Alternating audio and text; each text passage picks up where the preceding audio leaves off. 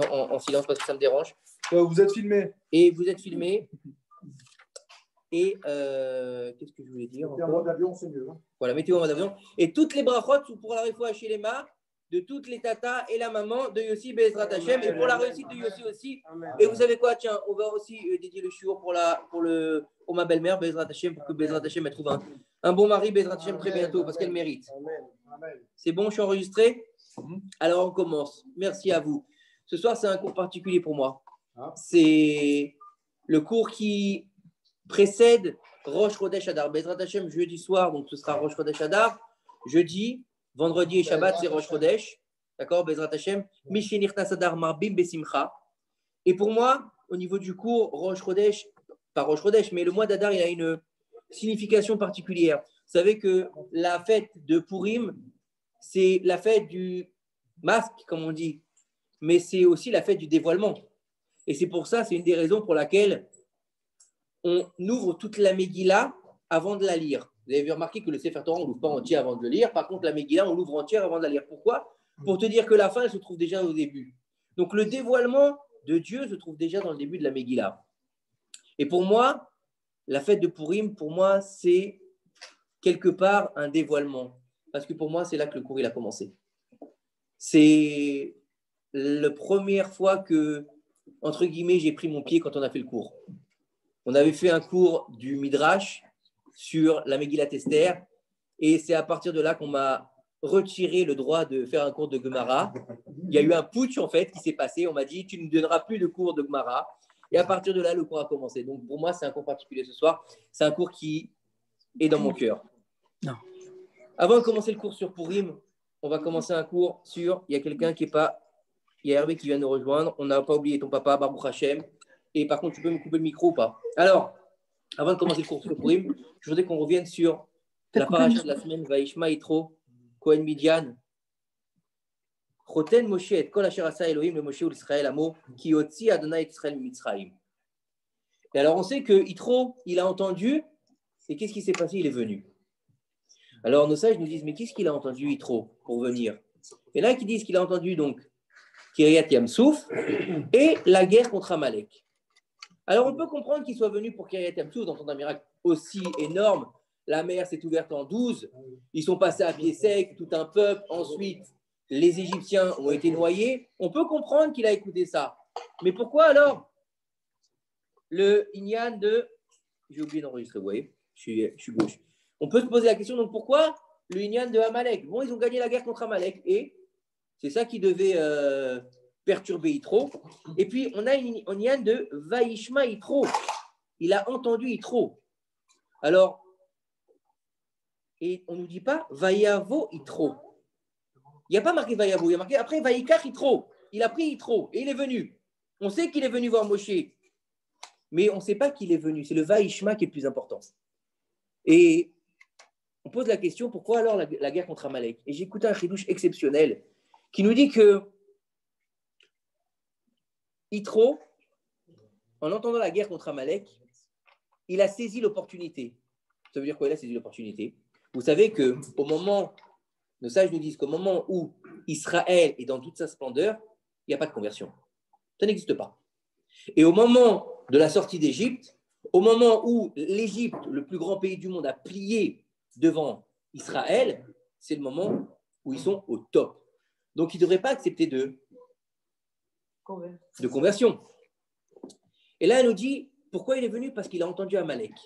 Il faut savoir que des années avant, plus de 400 ans avant, il y a un homme qui s'appelait Abraham. Vous vous rappelez d'Abraham? Abraham qui a eu Yitzhak, qui a eu Yaakov. Et il a eu un fils, donc Yitzhak, qui s'appelait Esav. Et Esav, il a eu un fils qui s'appelait Eliphaz. D'accord? Et Eliphaz, on nous dit là-bas qu'il s'est marié avec une fille qui s'appelait Timna. Et de Timna, qui est-ce qui va naître? Amalek. Amalek, donc le personnage, va donner naissance à ce peuple d'Amalek, qui sera donc l'antithèse d'Israël, qui sera le plus grand danger pour Israël, puisqu'il vient quand il y a le doute. Amalek, c'est le serpent de la faute originelle. Et il faut comprendre que Amalek, d'où il vient? C'est quoi cette Timna? C'est quoi Eliphaz? C'est quoi cette histoire? Il faut savoir que Timna, avant de se marier avec Eliphaz, elle est venue voir Abraham et elle lui a dit « Convertis-moi ». Il lui a dit non. Elle est allée voir Yitzhak, il lui a dit « Convertis-moi ». Il lui a dit non. Alors elle est partie chez Esav et elle s'est mariée avec Eliphaz. Eliphaz qui était marié, bon, il y a toute une histoire comme quoi Amalek c'était un bâtard. En fait, c'est toute une histoire, mais ça, on ne va pas rentrer dans l'histoire ce soir. Et le Inyan, c'est quoi? 2 minutes. Le Inyan, c'est quoi? C'est que de ce rejet de Timna, il est né Amalek. Donc, qu'est-ce qu'il a dit Yitro dans son raisonnement en entendant la guerre contre Amalek? Il lui a dit à Moshe, puisqu'il lui a envoyé, avant de rentrer dans le camp, il lui a envoyé une lettre à Moshe Rabbeinu, puisque Yitro ne pouvait pas rentrer dans le camp. Pourquoi il ne pouvait pas rentrer dans le camp? Parce que personne ne pouvait rentrer dans le camp, parce qu'il était protégé par les nuées de gloire.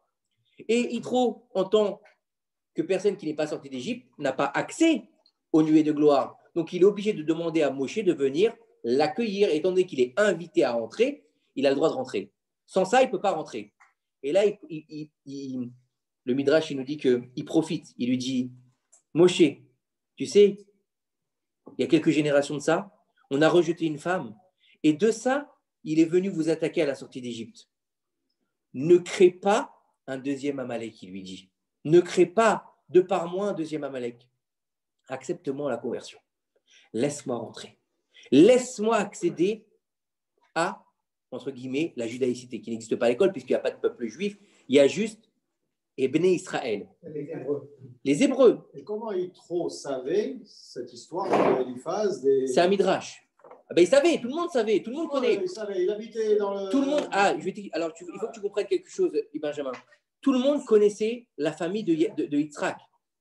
C'est-à-dire que la famille de Yaakov, d'Yitzhak et d'Abraham, c'était des princes. Le monde entier les connaissait. Ce n'est pas simplement des pions ou des personnages. C'est-à-dire que quand Abraham il est sorti de chez Pharaon, on a dit qu'il l'a renvoyé avec des servantes, des serviteurs et sa propre fille. T'imagines le type à qui Pharaon a donné sa fille, si ce n'est pas un mec qui est connu dans le monde entier, c'est un mec qui est connu. Un type qui a donné sa gorge en tant que sacrifice, il n'est pas connu.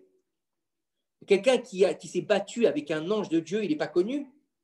C'était une famille qui était connue. Il n'y avait pas les réseaux. N'oublie pas une chose. Mais n'oublie pas une chose. Tu sais, c'est que les grands, ils laissent leur empreinte. Par exemple, on a 2 frères, Shimon et Lévi, qui ont détruit une ville. Tu crois qu'il n'y a pas d'écho sur ça? Ils ont détruit une ville entière. Ils ont tué toute la ville. Ça laisse un écho. Ça laisse un écho. Ça laisse un écho quand, à l'époque de Yosef, quand ils arrivent là-bas, Pharaon, il est heureux qu'il soit là. Pourquoi il est heureux qu'il soit là? Parce qu'il entend que c'est une famille royale. Tu comprends? Sur le Midrash nous dit que dans la chambre de Pharaon, le portrait de Sarah Imenu, il était gravé. Donc, ce n'était pas n'importe quelle famille. Donc, c'est pour ça qu'il savait Yitro. Maintenant, il faut comprendre une chose. Donc, d'un côté, c'est Amalek. Mais il y a quelque chose de difficile. Oui. Attends. Pourquoi il ne voulait pas le convertir? Parce qu'on ne convertissait pas. Parce qu'au moment, on te dit qu'il y a des intérêts. Parce que quand Israël, il est bon, ben on vient parce qu'il y a de l'oseille. Comme certains qui veulent se convertir parce que les Juifs, ils sont riches. Ou parce qu'elle est enceinte. Ou parce qu'ils veulent devenir médecin. Bref, on n'en sait rien. Et au moment, c'est pour ça qu'à l'époque du roi Shlomo HaMelech, il ne convertissait pas. Pourquoi? Parce que c'était Shlomo HaMelech, c'était vraiment le top niveau. L'Echaim à tous.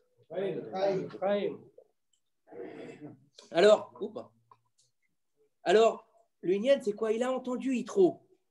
Mais dites-moi, est-ce que c'est le seul qui a entendu? Brastata, c'est le seul, il entend et il vient? Non. Et il y a une autre question qui se pose.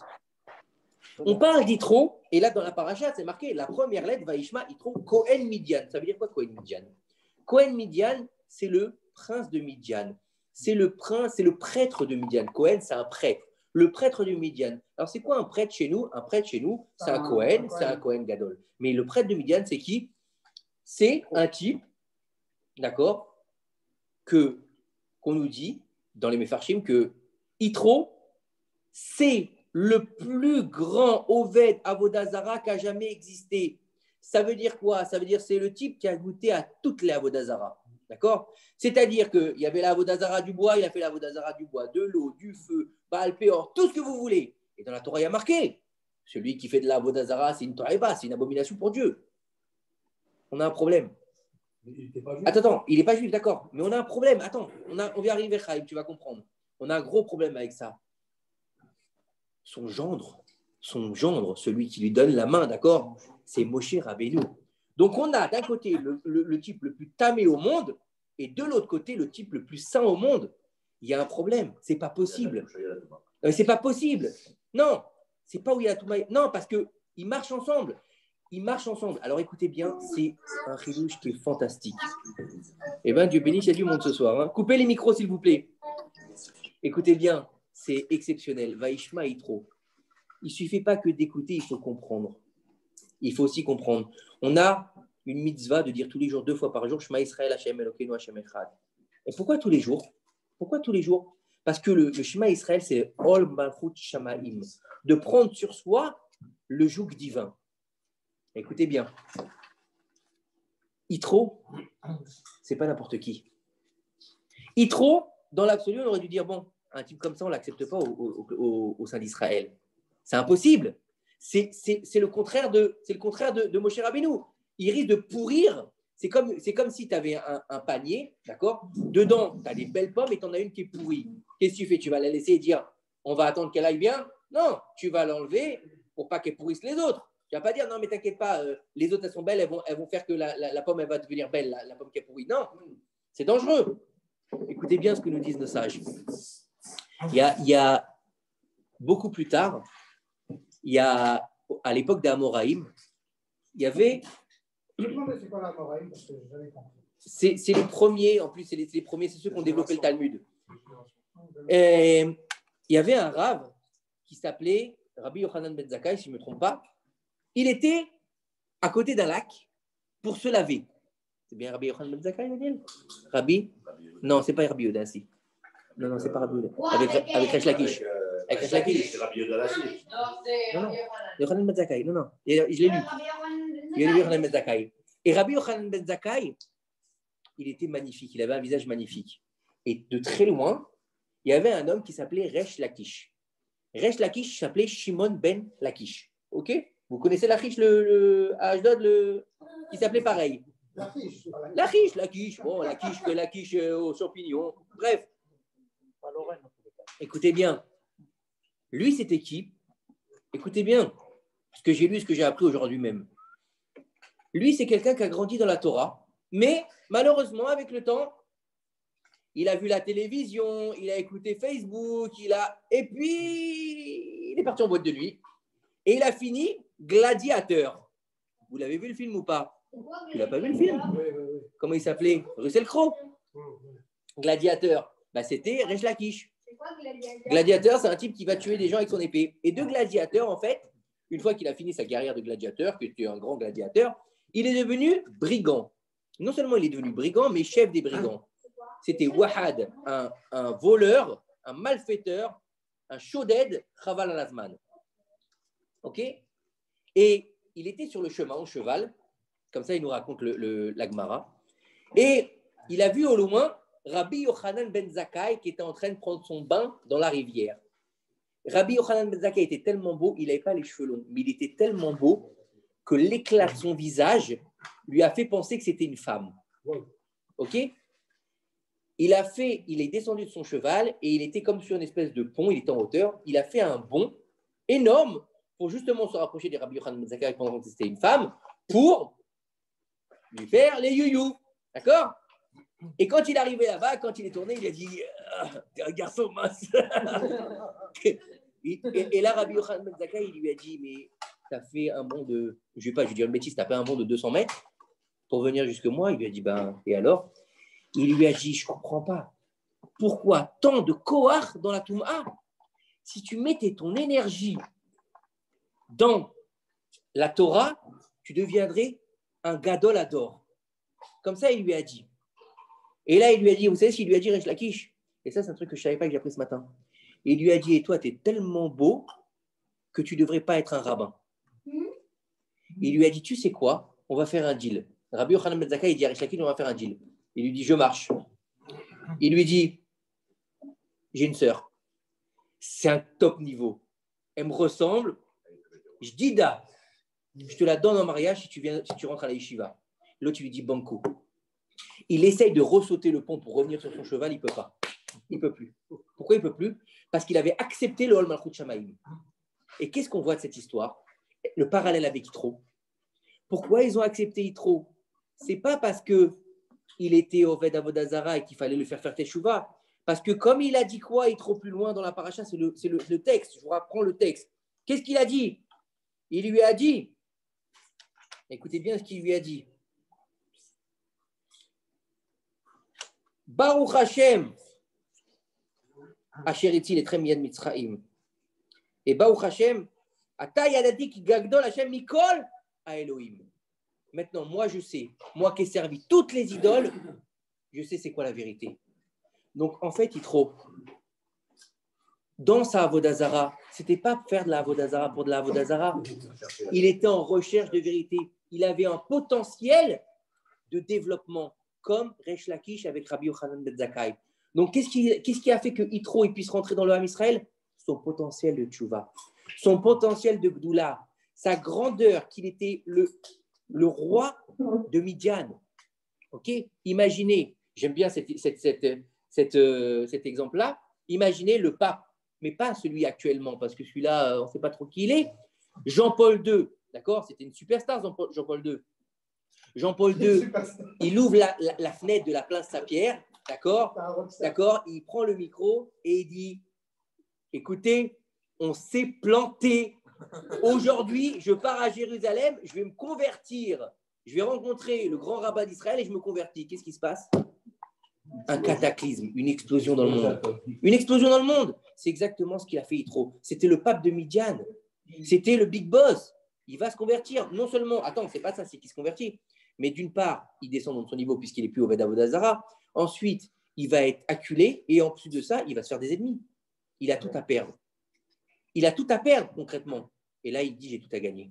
Il casse toute sa gahava pour devenir un Ben Israël. Et c'est pour ça que la Torah, elle est rattachée à lui. Un guerre, elle est rattachée à la Torah à lui. C'est un guerre. C'est pas un hommage. C'est-à-dire que la paracha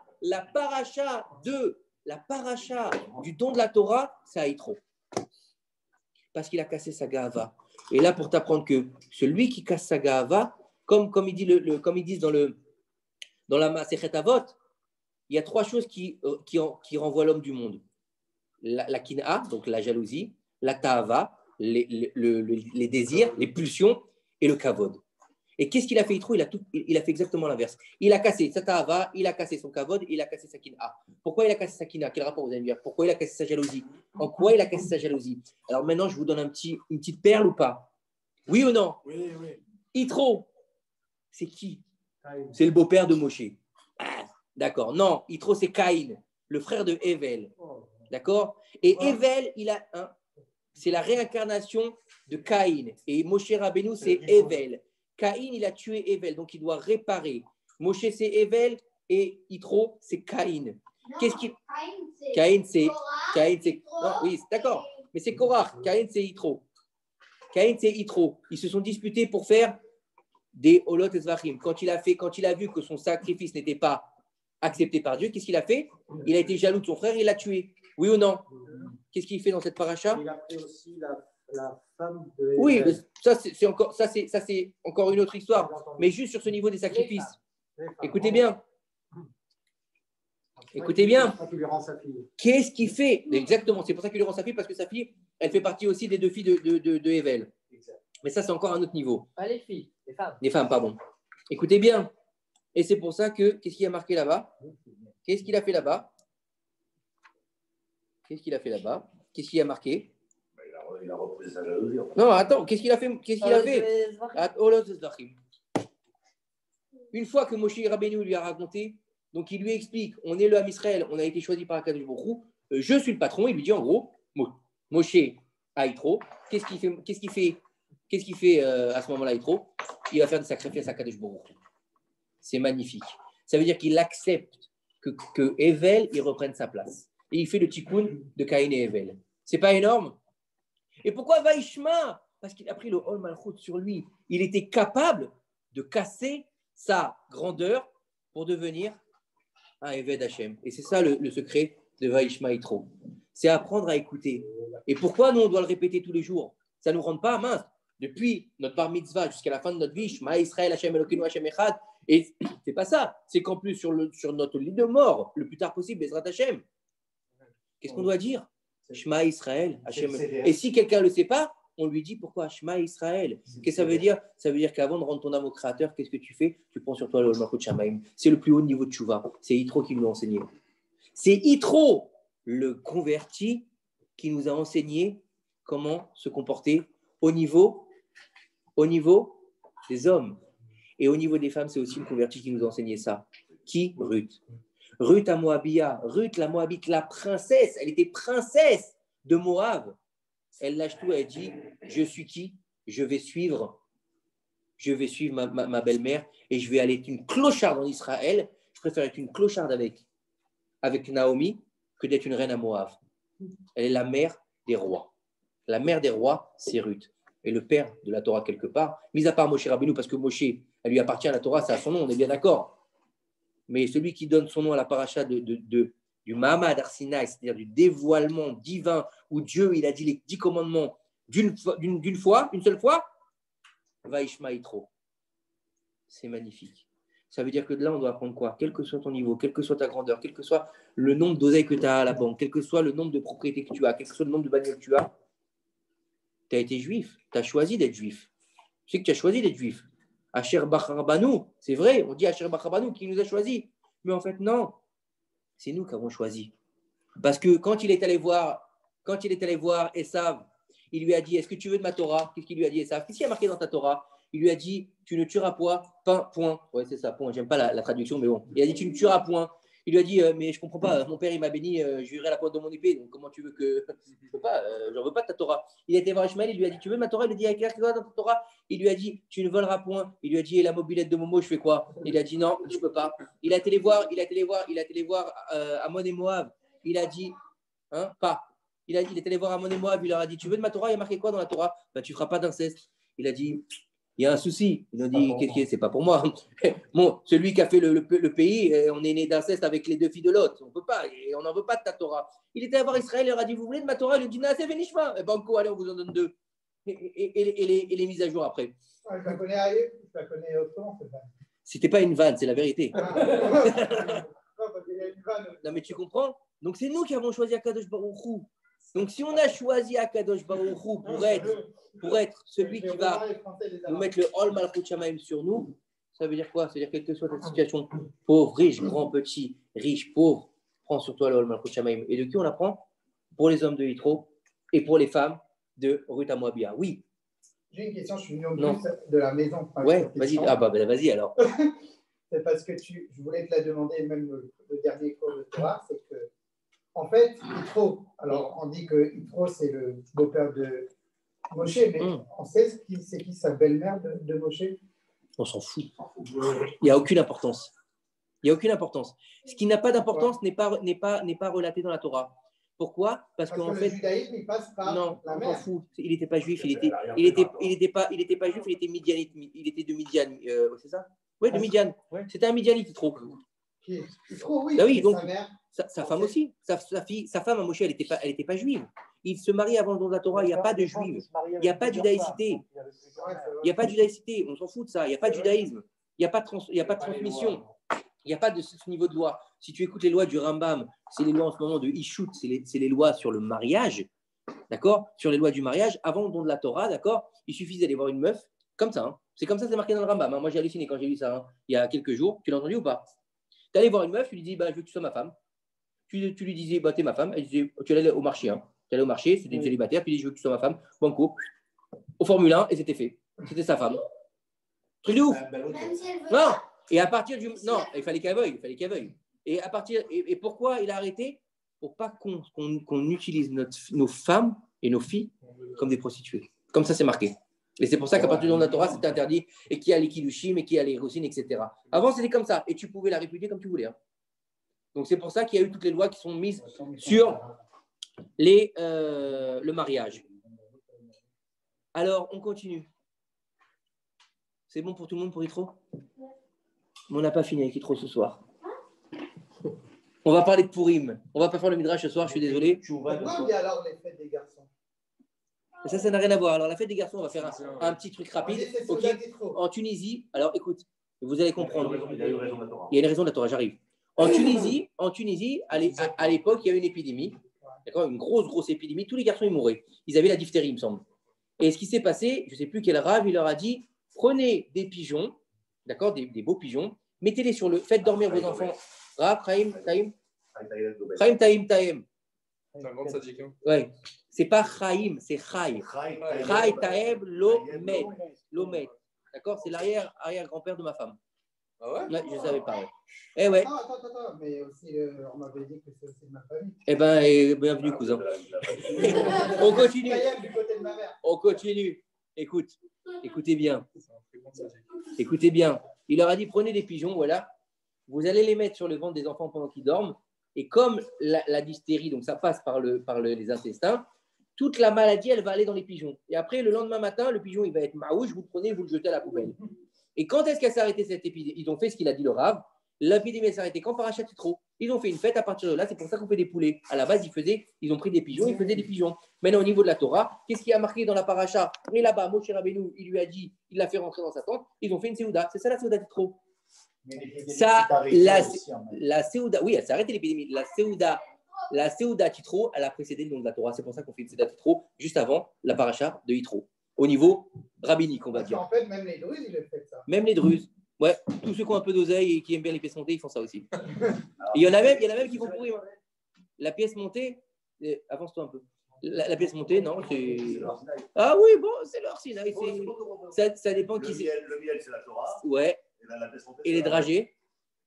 Ah, bon. Et ça dépend qui est-ce qu'il a fait la pièce montée. C'est les cailloux du Arsinaï. On n'a pas fini avec Yitro. Vous savez qu'on va parler de Pourim. Et c'est vrai qu'on connaît Pourim dans la fête de Pourim. On est content, on se déguise, il y a le michté, on boit, on danse, on truc. Pourquoi j'ai voulu commencer à parler de Pourim ce soir? Parce que Pourim, c'est dans 3 semaines, à peu près. Rosh Chodesh, donc c'est cette semaine. Depuis 1 an et demi, ça a commencé à Pourim, justement, la situation dans laquelle on est. Et il faut savoir que c'est la seule fête qui va rester après Biat Mashiach, c'est Pourim. Alors peut-être que le Mashiach qui va venir demain, on va quand même faire Pourim. Mais ce n'est pas le problème. Donc on fera, je voulais qu'on commence par Pourim. Et on fera aussi la halakha de Pourim parce que cette année, Pourim est un vendredi. C'est un peu compliqué pour le michté. Et il faut comprendre que nos sages nous disent que la Géoula, elle a été faite par le mérite des femmes d'Israël. Donc en Égypte, on est sorti par le mérite d'Israël. Mais on sait que toutes les Géoulas du peuple juif et toutes les choses qui se passent au niveau du peuple juif, en fait, c'est quoi? C'est une réparation de la faute originelle. Et on a toujours les mêmes acteurs. Un homme, une femme, un serpent et un fruit. Un truc de fou. Si ce n'est pas un fruit, c'est comment dire, un légume. Non, non, pas un légume. C'est un point à atteindre. C'est une destination, ou bien c'est quelque chose qu'on veut, d'accord? C'est la quête du Graal, entre guillemets. Et il faut savoir que tout le monde sait que, alors on va dire, oui, alors le libérateur, c'est Moshe Rabbeinu, le premier libérateur, c'est Moshe Rabbeinu, il s'appelle Moshe, il est allé avec son frère chez Pharaon qui s'appelle Aaron, donc le Mem et le Aleph sont allés chez Pharaon, d'accord, Moshe et Aaron.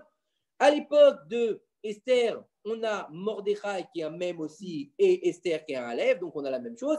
Et à la fin des temps, on aura Mashiach et Eliyahu Hanavi qui vont nous délivrer. Bon, c'est sympathique. Mais il faut savoir que la délivrance, la Géoula, la première Géoula de Mitzrayim, elle n'a pas eu lieu à la base grâce à Moshe Rabbeinu. Vous savez que Moshe Rabbeinu, quand il s'est sauvé de l'Égypte, parce que Pharaon voulait le tuer, il s'est sauvé à Midian. Là-bas, il est arrivé à Midian, et vous savez, là-bas, il y avait Yitro qui vivait. Et il avait une grande ferme, on appelle ça là, pas une ferme, mais un grand campement, un grand ranch, si vous voulez. Et dans son ranch là-bas, il y avait, écoute bien, il y avait un très beau bâton, qui était planté. Et c'était un bâton qui était serti de diamants avec des hiéroglyphes pour Yitro, qui étaient en fait les Shemot Akdoshim. Et il y avait une légende urbaine qui disait que celui qui arriverait à sortir le bâton de la terre, ce serait le libérateur. Parce que, en fait, quand il a quitté, ouais, ça s'appelle Excalibur et Arthur. Non, sérieux, Quand il a quitté, puisqu'il était donc puisqu'Yitro était le conseiller de Pharaon, quand il a quitté la cour pour se sauver, il a pris avec lui le fameux bâton qui avait été transmis par Yaakov à Yosef. Et il était arrivé donc à Midian, il avait planté et personne ne pouvait le sortir. Quand Moshe Rabbeinu il est arrivé chez Yitro, il s'est approché du bâton. Bien sûr, il a vu les Shemot HaKadoshim à partir de déjà tout petit. Moshe Rabbeinu, il avait déjà le roi HaKodesh. Il faut savoir que quand il a tué l'Égyptien, il avait 12 ans, il nous dit le Zohar. 12 ans. D'accord? Voilà, c'est fou. Écoutez bien, il est arrivé Moshe, tac, il chope le bâton. Papa, je suis le roi Arthur. Yitro, il prend peur. Il dit ah là là là là, moi je me suis sauvé de chez Pharaon pour ne pas me faire buter. Si maintenant ils savent qu'il est là, ben, ils vont venir me buter, les Égyptiens. Et ils vont le buter aussi. Il a fait un trou dans le sol. Il a dit allez hop, on jette dans les oubliettes. Et Yitro, il a jeté Moshe dans les oubliettes. Ouais. Il y avait un trou dans la terre. Il a mis une grille. Il a dit tu bouges plus. Bon, Moshe Rabbeinu, il était là. Et tous les jours, il y avait Tzipora qui venait en cachette donner à manger à Moshe Rabbeinu. Au bout de 10 ans, elle lui a dit bon, on ne parle pas de l'histoire où il est devenu roi de Couche et après il est parti à Midian, on ne rentre pas là-dedans, c'est encore une autre histoire.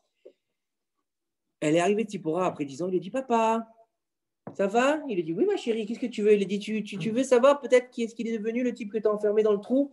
Il lui a dit à part d'être comme Fort Boyard, un tas d'os, je ne vois pas qu'est-ce qu'il est devenu à part rien. Il dit non, viens, je vais te le montrer. Et à ce qui paraît, Moshe Rabbeinu, il était sous-motique. C'était pas Charlton Heston. Hein. Il n'était pas beau, il n'était pas grand. Il était beau, mais il n'était pas grand, athlétique, comme dans le film. Non. Il était énorme. Non, mais énorme. C'est-à-dire qu'il était en surcharge pondérale. D'accord? Comme ça, ils nous disent nos sages. Plus, on dit qu'il ne pouvait pas, avec sa main, faire le tour de son cou, tellement qu'il était gros. Ouais. Il faisait 5 mètres, pareil. Vous avez vu Star Wars? Ouais, Hein, le machin, là, je ne sais pas comment ça s'appelle.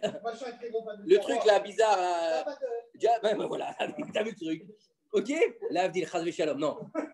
Il arrive, il dit oh, qu'est-ce que c'est ça? Faites-le sortir. Et il lui donne sa fille en mariage. Ok? Et là, il se marie, on est content. Mazal Tov. Vous avez vu le dessin animé ou pas? Super chanson, moi j'ai beaucoup aimé. Moi hier je l'ai vu. Eh ben t'as bien fait. Hier soir, j'en ai envie de voir. Alors écoutez bien, il lui donne sa fille en mariage.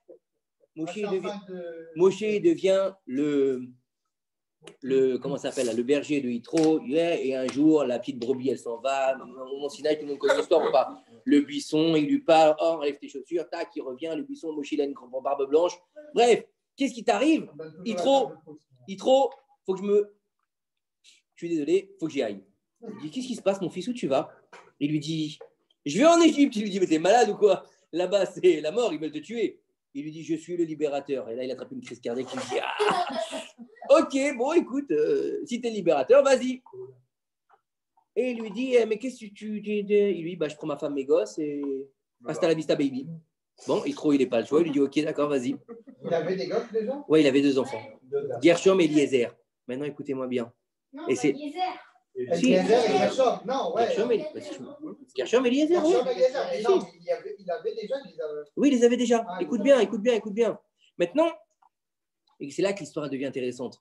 Écoutez bien. Je fais ça un petit peu drôle, c'est vrai, mais c'est vachement profond, en fait. Écoutez bien. Il y avait un deal entre Yitro et Moshe Rabbeinu.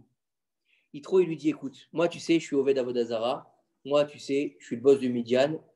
Tu sais, on a une coutume, c'est sanctifier le premier garçon. Vous savez, comme chez nous, le premier garçon, il y a Pidyon Aben. Et bien, chez les Goïms, ils avaient cette idée de sanctifier le premier garçon, mais la Avodazara. Sanctifier les Kadesh. Il lui a dit, écoute, celui-là, tu ne le circoncis pas, puisque les Juifs, on avait depuis Abraham la circoncision. Il dit, celui-là, tu ne le circoncis pas, il est à moi, il m'appartient. Il lui dit, d'accord, si ça t'intéresse. Bon, il y a un autre midrash qui dit que Moshe Rabbeinu, il a refusé de circoncire ses enfants pour qu'au moment, parce qu'il a vu par Roi Kodesh qu'au moment où il allait avoir la faute du veau d'or, Akadosh Baruch Hu allait lui dire, de ta descendance, je continuerai le peuple. Et s'il avait fait Moshe Rabbeinu, il avait dit, je ne vais pas les circoncire, comme ça, ils ne peuvent pas, puisqu'ils ne font pas partie de l'alliance d'Abraham, donc il ne pourra pas détruire le peuple à cause de moi. Donc il est obligé de continuer avec le peuple. C'est un autre midrash. Donc ils n'étaient pas circoncis, ces enfants. Ils n'étaient pas dans la. Attends, j'y arrive. Maintenant, il y a marqué là-bas, Moshe, il prend sa femme, il prend ses gosses avec un âne, il va vers l'Égypte. Et tout le monde va bien là sur le Zoom, tout va bien, ça se passe bien. Hop. Écoutez, vous m'entendez bien? Faites juste un truc, ça serait cool. Merci, c'est génial. Au Hachem, il y a 9 personnes sur le Zoom. Peut-être d'autres, tu ne vois pas. Que Dieu vous bénisse. Amen. Alors écoutez, il y a marqué là-bas, ils sont arrivés dans quoi? Ils sont arrivés à l'auberge. C'est quoi l'auberge? Vous avez entendu l'auberge de jeunesse? L'auberge, c'est où on allait se restaurer, dormir, qui dort, dîne. Vous connaissez tout ça ou pas? Qui dort, dîne, c'est un proverbe juif. Et ils arrivent là-bas, et là-bas, Wahad, serpent, qui arrive, et il commence à manger Moshe. Il l'attrape par les jambes, il commence à l'engloutir par. Donc ça devait être un sacré serpent quand même, parce que Moshe Rabbeinu, il était gros, il faisait 5 mètres. Donc imaginez le film Anaconda, film d'horreur. Il commence à lui choper les pieds, il commence à le manger jusqu'à la Brit Mila et il recrache. Il l'attrape par la tête, il le mange jusqu'à la Brit Mila et il recrache. Et vas-y, et 1, et 2, et 3. Et... Je ne sais pas comment Moshe il a fait pour ne pas vomir. Bref, je sais pas. Ouais. Bon, à un moment donné, sa femme, elle voit ça, Tzipora qui est avec lui, donc elle voit ça, elle dit, il y a un problème. Il le mange jusqu'à la brite et il le recrache. Il le mange jusqu'à la brite et il le recrache. Il y a un souci. Qu'est-ce qu'elle fait? Écoutez bien. Tzipora, femme de Moshe Rabbeinu, ok, fille de Yitro, elle prend un silex, elle prend ses 2 enfants, elle leur fait la brite sur le champ. Le serpent, il s'en va. Donc, parce que c'est Moshe qui n'a pas voulu faire la brite à ses enfants. Donc, écoutez bien, donc, la Géoula, elle revient à qui? À Tzipora. C'est pas fini, j'ai pas fini. Elle revient à Tzipora qui a sauvé Moshe Rabbeinu de la mort. J'ai pas fini, d'accord? Je sais que vous la connaissez, cette histoire, je l'ai déjà racontée. Mais on rajoute des petits trucs chaque année, sinon ça vaut pas le coup. Écoutez bien. On la raconte tous les ans, hein, ça ne dérange pas. Ben ouais, ça ne me dérange pas. On arrive, Moshe Rabbeinu arrive avec sa femme, ses 2 enfants, son âne en Égypte. Et là, son frère est venu l'accueillir à l'entrée de l'Égypte. Et Aaron, il lui dit à Moshe, il lui dit, bienvenue mon frère. Voilà, et il lui dit, oui, c'était le gars de l'Ador à l'époque, qui a pris la place de son père Amram, qui était mort. Et il lui dit, bienvenue mon frère. Alors il lui dit, voilà, écoute, Moshe lui raconte l'histoire de la révélation sur le mont Sinaï. Et Aaron, il lui dit, tu m'expliques, c'est qui ces 3-là? Alors Moshe lui dit, c'est ma femme et mes gosses. Et il lui dit, ils viennent avec nous pour rentrer en Égypte. Il lui dit, attends, je comprends pas. Nous, on veut sortir et toi, tu veux les faire rentrer? T'as craqué, Moshe, ou quoi? Nous, on crève pour sortir et toi, tu veux en rajouter? Laisse-les partir. Le Midrash, il dit qu'il les a renvoyés. Le Midrash, il nous dit qu'il a divorcé de sa femme. Il a divorcé. Carrément. Ouais, il garèche. Il a divorcé de sa femme. Il l'a renvoyé une première fois. Ok? Elle rentre chez son père avec ses 2 gosses. Attends. Dans la paracha de la semaine, parce qu'il devait être occupé à sa mission de sortir le peuple juif. Il n'avait pas de temps pour être avec sa femme. Ok? Et puis il se dit qu'il ne sait pas combien de temps ça va durer les plaies, combien de temps ça va durer la mission d'Akadosh Baruch Hu, la pauvre, et il lui donne sa liberté.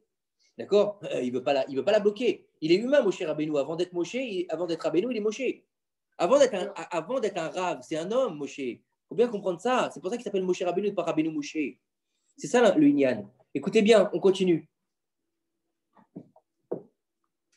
Dans la paracha de la semaine, il vient avec Tzipora et les 2 enfants. Super, Moshe, là, bonjour ma femme. Mais Moshe Rabbeinu, c'est le prophète qui a parlé à Dieu, panim el panim. D'accord? On va bien voir que dans la paracha, je ne sais plus quelle paracha, avec Myriam et Aaron, où ils lui disent du Lachon Hara, c'est quel paracha? Essayez de me remettre à place, ça, si vous le trouvez, je ne me souviens plus. Peut-être Sarah. Ouais. Oui, je crois que c'est Balokra. Et ils lui disent, ouais, on ne comprend pas, Moshe Rabbeinu s'est séparé de sa femme parce que c'est un prophète. Vous parlez, vous me dérangez les enfants. C'est un prophète et quoi? Et Dieu, il ne nous parle pas à nous. Pourquoi il s'est séparé de sa femme? Il continue à vivre avec sa femme et quand Dieu lui parle, non, Moshe s'est séparé de sa femme. C'est-à-dire quoi qu'il s'est séparé de sa femme? Il a divorcé encore une deuxième fois. Et il a divorcé une deuxième fois. Maintenant, Tzipora, ok, elle est belle, elle est riche, on lui donne du kavod, c'est la fille de Yitro quand même. C'est la fille donc du Kohen de Midian, et après c'est la fille du boss qui a la Torah à son nom. C'est l'ex-femme de Moshe Rabbeinu, le premier roi d'Israël. D'accord? Puisqu'il y a le statut de roi, Moshe Rabbeinu. Ah ouais? Oui, le statut de roi, il avait. Donc c'est la femme du roi, d'accord? Elle est riche, elle est belle, elle est intelligente puisqu'elle a sauvé Moshe Rabbeinu. D'accord? Qu'est-ce qu'elle aurait dû faire, celle-là? Elle aurait dû dire, ça fait 2 fois qu'il me fait le coup, là, je me casse. Je vais aller trouver un mec sympathique, je vais refaire ma vie. Et non, là, elle nous dit, elle reste dans la tente. Tzipora, ce n'est pas une femme comme un Tzipor qui va de tente en tente, non. Elle reste dans sa tente. Elle est Gdusha Nehemana. Elle reste avec sa Gdusha. Elle se donne à personne d'autre. Maintenant, le temps passe et à un moment donné, Tzipora, elle meurt. Tzipora, elle meurt, ouais, tu sais, je sais pas, on ne sait pas. C'est pas important. La plupart des femmes, on ne sait pas à quel âge elles sont mortes.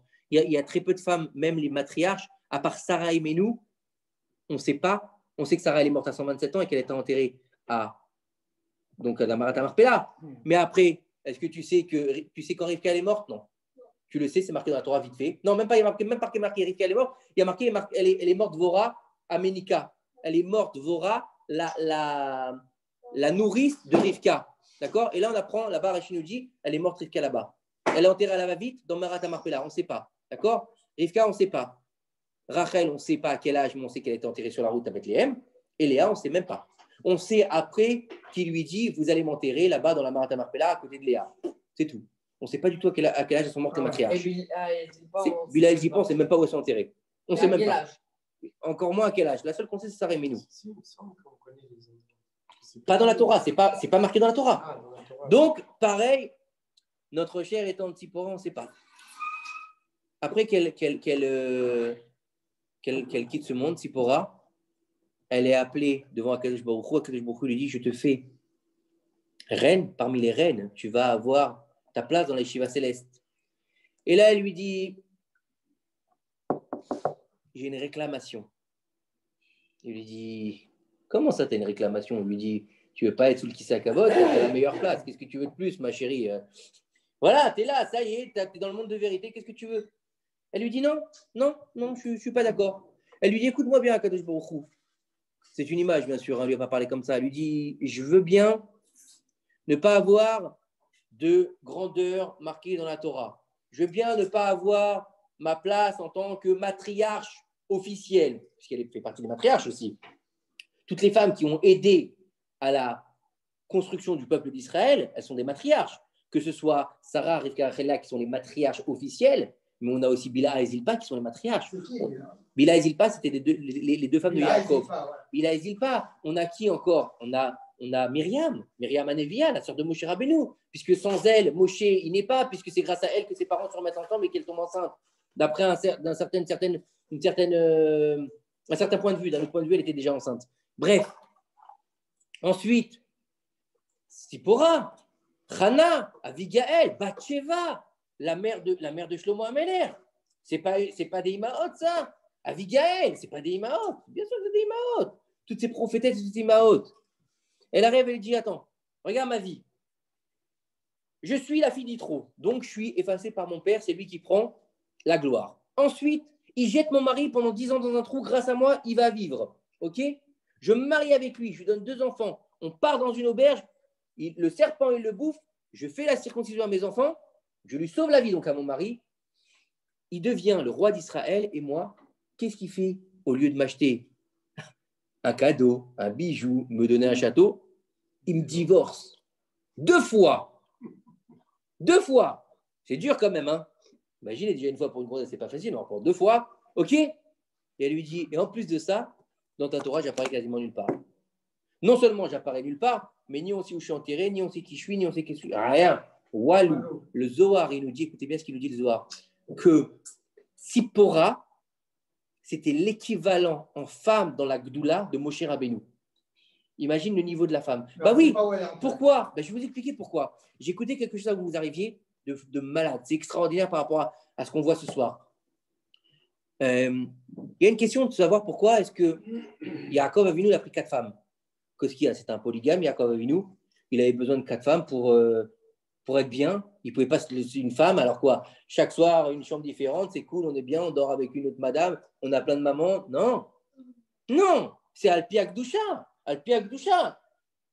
Alpi Akdoucha, il allait. C'est pour ça que quand il a pris son lit après la mort de Rachel, il l'a mis avec Bilha. Non, avec Zilpa. Il a mis avec Bilha ou Zilpa, je ne me souviens plus. Bref, pourquoi? Parce que c'est pas qu'il décidait au hasard, il n'avait pas un dé, il disait ce soir je dors là-bas. Non, il allait où il voyait la Shekhinah au-dessus du lit. C'est pour ça. Et là-bas, on nous dit que en fait, il avait besoin de ça pour compléter sa Neshama. Pourquoi? Parce qu'il faut savoir que dans le Sefer Bereshit, il y a marqué que l'homme et la femme ont été séparés et qu'après que l'homme il ira retrouver sa femme, il y a eu le Basar Echad. C'est quoi Basar Echad? C'est pas ils feront qu'un seul corps, ils feront qu'un seul être. C'est quoi un seul être? C'est-à-dire que avant la naissance, on dit que 40 jours avant la naissance, le zivoug il est déjà décidé dans le ciel. Donc qu'est-ce qui se passe? Akadosh Baruch Hu, il va prendre une neshama complète, il va la couper en deux.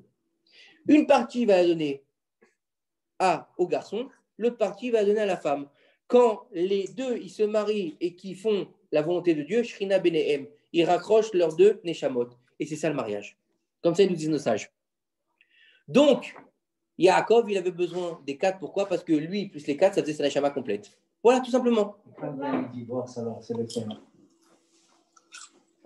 Chalakim. Comme ça, ils nous disent nos sages. Ou Chalakim ou Taout Bazivoug. Alors, Taout Bazivoug, c'est quoi? Faut pas le prendre au sens péjoratif. Chaz v'shalom. C'est-à-dire que l'ifamim, parfois, en fait, ce qui se passe, c'est que en fait, ce qui se passe dans un mariage, le zivoug doit être à son niveau. D'accord? Il doit être à son niveau. C'est-à-dire qu'il faut qu'il y ait un équilibre dans le zivoug. Et parfois, l'homme, il n'est pas à son niveau ou la femme, elle n'est pas à son niveau. Donc, en attendant, ils vont passer par un autre partenaire qui va les aider, en fait, par les différentes étapes à atteindre ce niveau pour arriver à son vrai zivoug. Comme ça, il dit le Zohar, encore une fois, je ne sais pas. OK? Mais c'est comme ça, voilà. Après, c'est chacun son histoire. Mais encore une fois, après, peut-être il y a aussi le Yetzirah qui ne veut pas que le zivoug se fasse parce qu'il y a une grande neshama, donc il va y avoir un tralouid et une grande neshama. D'un autre côté, c'est toute une histoire derrière. Il y a aussi une grosse histoire de Dior. Parce qu'en vrai, quand tu passes sous la roupa, c'est ton zivoug. Quoi qu'il arrive. Oui, bien sûr. Mais après, c'est toi qui ne sais pas faire. Voilà. Mais il y a une lien de zivoug aussi. Il y a plusieurs niveaux de zivoug aussi, Daniel. Il y a plusieurs niveaux de zivoug. Après, le niveau du zivoug aussi, il pourrait avoir une shlemout. Atteindre la shlemout, il y a des gens qui ont besoin de la shlemout. Comme Yaakov. Patrick, comme Yaakov qui a besoin de 4 femmes, d'autres ont besoin de passer par plusieurs talirs, c'est tout. On continue. Tout va bien, ça vous plaît sur Zoom? Baruch Hashem. On continue. Donc, merci. Elle lui dit, je veux bien, mais non, je ne suis pas d'accord. J'ai passé ma vie dans l'ombre. Ras la casquette. Franchement, ça ne me convient pas. Et là, Kadosh Baruch Hu lui dit, écoute, franchement, tu as raison. Franchement, je n'ai pas été cool avec toi. Il lui dit, aujourd'hui, tu as été une reine dans l'ombre, demain, tu seras une reine dans la lumière. Je vais te renvoyer sur terre. Et tu vas, étant donné que tu as été la mère de la libération du peuple juif, tu seras la mère de la libération du peuple juif, mais dans la lumière. Et tu seras réincarné en Esther. Donc Esther, c'est Tzipora. On continue. C'est pas fini. On continue. Vous avez encore un peu de temps. On va embrayer l'histoire de Purim ce soir. Maintenant qu'on sait que Esther c'est Tzipora, on va embrayer. Vous savez que tous nos protagonistes de la Megillah ne sont pas des protagonistes pris au hasard. Il n'y a pas de hasard chez les Juifs. Et il faut comprendre que déjà Aman, c'est qui? Aman, c'est l'arrière petit-fils d'Amalek. Aman. Amalek, c'était les Perses? Non, c'était Amalek. Ensuite, donc Amalek, on revient à Timna, on revient à Eliphaz, on revient à Esav. On n'a pas fini. Écoutez bien, on continue. T'as mal au... Ouais, tu veux une autre chaise? On continue. Mordechai, quelle tribu? Binyamin. Binyamin. Bravo, Esther, c'est ça? Nièce. Binyamin. Le premier roi d'Israël s'appelle comment? David. Non, c'est faux. Oh, quelle erreur. Moshe, le premier roi effectif. Moshe, il avait le grade de roi, mais il n'était pas roi officiel. Il n'avait pas marqué, on ne disait pas Moshe Rabbeinu, Melech Israël. Tu comprends? Moshe Rabbeinu, ça reste Moshe Rabbeinu. Par contre, David, tu l'appelles David Amelech. Shaoul Amelech. Et Yoshua, non. Binoun. On ne peut pas dire qu'il était roi. Il était roi d'Israël, si. Il était roi d'Israël. Au même titre que Moshe Rabbeinu. C'est-à-dire qu'il n'est pas un roi effectif. Mais étant donné qu'il est le dirigeant, c'est un juge. C'est le premier juge. C'est-à-dire que quand on regarde le nar, il y a les 5 Chamisha Chumshei Torah. Donc, le prophète par excellence, c'est Moshe Rabbeinu. À partir du moment où Moshe Rabbeinu, il quitte ce monde, d'accord, le 7 Adar, ça tombe bien, c'est bientôt ça. Askara, ça, Iloula aussi. Le 7 Adar, donc il naît le 7 Adar, il meurt le 7 Adar, Moshe Rabbeinu. Formidable, 120 ans, pile poil. Le jour de son anniversaire, il meurt. C'est fantastique. OK? Et il atteint à ce jour-là le 50e degré de Gdusha. On finit? Il meurt comment? Non, je plaisante.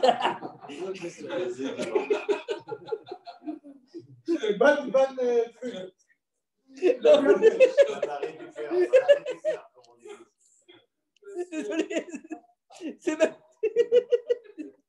C'est même pas ça. Il meurt.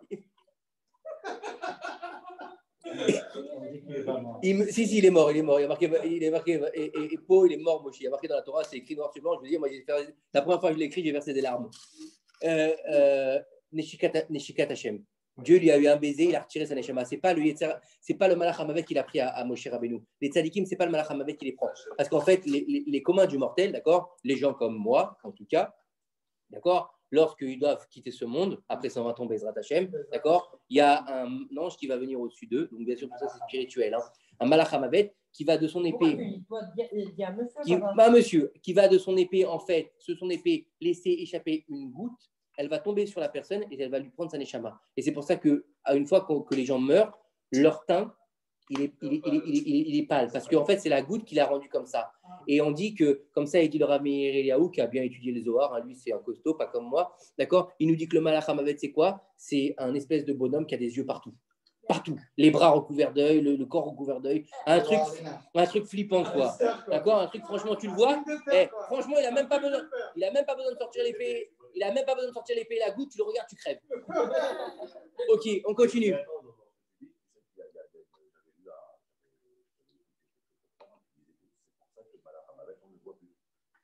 Ben, on ne peut pas le voir. Parce qu'on le voit, on meurt. Avant, il venait. Oui, avant, il venait, oui. Et le problème, c'est qu'il avait tellement un aspect horrible. Bah oui, tu m'étonnes. Au passage, t'imagines, attends, t'imagines, il passe dans une ville, il doit aller chercher Plony, il dit bon, je vais aller chercher machin. Il va sur le passage, tout le monde le voit, bah, tout le monde crève. Donc c'est pas trop. C'est pas top. Attends. Le prénom de ce malade. Ouais, Samaël. Ouais. On continue. Écoute bien ce qu'il nous dit dans le Midrash, dans le livre qu'on étudie toutes les semaines. Ouais, tous les livres qu'on écoutez bien ce qu'il nous dit. Le Malachama, le Midrash. Écoutez bien. Ça va, je vous laisse. Et sa femme, faut surtout pas la dire, hein, parce qu'elle, c'est chaud, violente. Bref, vous savez ce qu'il. Il a une femme, ouais. Attendez, je n'ai pas fini. Bon, première femme. Vous mettez ça avant la première femme d'Adam Arishon. On continue ou pas? J'avais une collègue du travail, elle s'appelait comme ça. Ouais, bah, franchement, elle n'a pas dû faire long feu. Hein. Ou elle devait être bouillante, à mon avis, parce qu'en général, les femmes qui ont ce nom-là, c'est des femmes qui ont des problèmes d'hormones. Pulsion, ouais. Bah oui, elles ont le nom de la reine des démons. Et c'est la reine des pulsions. Tu comprendras plus tard. Bon, on continue. Vous me faites changer de cap. Vous savez ce qui est marqué dans le livre qu'on étudie toutes les semaines? Le livre de Midrash qu'on étudie toutes les semaines, il y a le dernier livre, il parle de la mort de Moshe Rabbeinu. D'accord? Et là-bas, il y a marqué qu'Akadosh Baruch Hu, il a envoyé le Malach HaMavet à Moshe Rabbeinu. Et quand le Malach HaMavet il est arrivé à Moshe Rabbeinu, il lui a dit, Moshe, écoutez bien ce qu'il lui dit le Midrash. Moshe, il a regardé le Malach HaMavet, il lui a dit, tu veux quoi? Il lui a dit, Dieu, il m'envoie prendre ton âme. Moshe, il a regardé, il lui a dit, regarde, ou tu dégages, ou je t'accroche à l'arbre, il lui a dit. Comme ça, c'est marqué dans le Midrash, ou je t'accroche à l'arbre, et tu ne pourras plus prendre personne. Le malach, il est revenu, il lui a dit, excusez-moi, mais je ne veux pas être un intermittent de la mort, donc tu t'en occupes. Et c'est Dieu lui-même qui a pris dans les chemins de Moshe Rabbeinu. Comme ça, il est mort. Donc le baiser, ça s'appelle Neshikat Hashem, ça s'appelle. Comme Aaron, comme les tzadikim. Bezrat Hashem, le mérite d'imaginer ce genre de choses. Bref. Pourquoi j'ai parlé de ça maintenant? J'en sais rien. Bref. On continue. Ah oui. Donc, Esther, elle est donc de la tribu de Binyamin. Mordechai est la tribu de Binyamin. Shaoul Amelech, premier roi d'Israël. Le peuple juif demande à Shmuel Hanavi. Il lui dit manifestation, on en a marre. Comme Bibi aujourd'hui, on en a marre, on ne veut plus Bibi. On en a marre, on ne veut plus de juge. Ah oui, je voulais dire, oui, c'est ça. Je voulais dire qu'à partir de Moshe Rabbeinu, donc on était dans le Chamish HaChom Torah. Après les Chamish HaChom Torah, on passe donc au Nar et on commence par les Shoftim. Les Shoftim, c'est les juges. Et après les juges, on va aller dans la période des rois. Donc c'est pour ça qu'ils ne font pas le titre de roi, mais ils sont comme des rois. Comme Yehoshua, comme Yehoshua, comme Shimshon, Agibor, et comme bien d'autres. D'accord? Après, ils auront le titre de roi, le premier roi officiel d'Israël. Non, Shimshon, il était juge, mais il avait un peu ce titre de roi. Il était considéré quelque part comme un roi, comme Yoshua bin Nun. Doucement, les amis. Donc, on continue. Premier roi d'Israël, il s'appelle donc Shaoul, de la tribu de Binyamin. Donc, il vient et Shmuel, il vient le voir un jour, il dit bonjour mon cher ami, il lui dit Akadosh Baruch Hu, il a demandé que tu ailles réaliser ce qu'il y a écrit dans la Torah. Il lui a dit qu'est-ce qu'il y a écrit dans la Torah? Il lui a dit fin de Parashat Beshalach, il y a marqué et tu feras disparaître le nom d'Amalek de la surface de la terre. Alors, ça ne veut pas dire qu'il faut prendre une gomme et qu'il faut effacer le nom d'Amalek des livres. Non, c'est qu'il faut détruire Amalek de la surface de la terre.